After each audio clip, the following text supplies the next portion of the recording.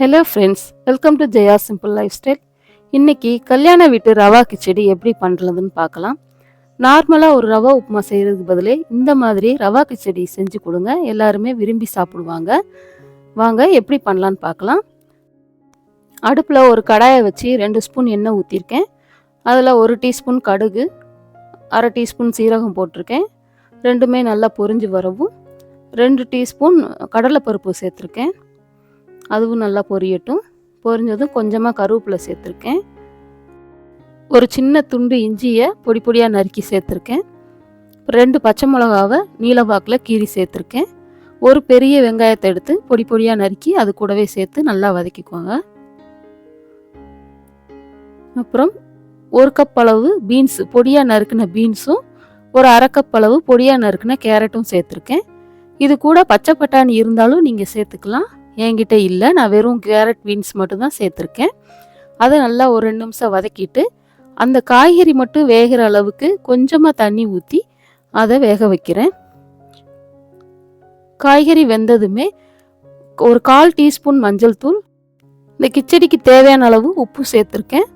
சேர்த்து நல்லா கிளறி விட்டுட்டு 1 கப் ரவைக்கு 3 கப் அளவு தண்ணி சேர்த்துருக்கேன்.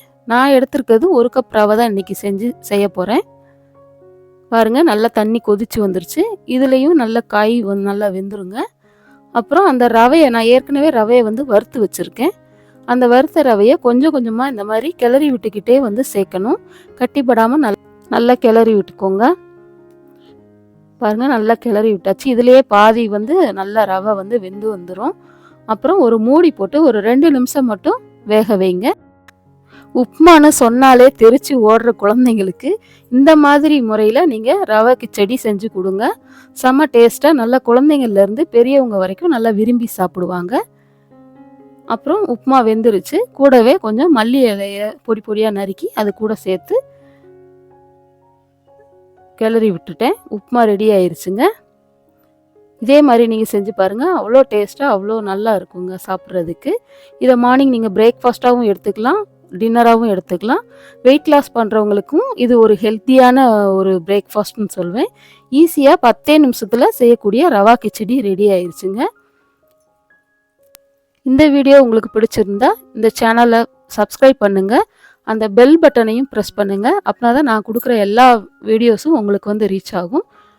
ப்ளீஸ் லைக் பண்ணுங்கள், ஷேர் பண்ணுங்கள், கமெண்ட் பண்ணுங்கள். தேங்க்யூ ஃபார் வாட்சிங்.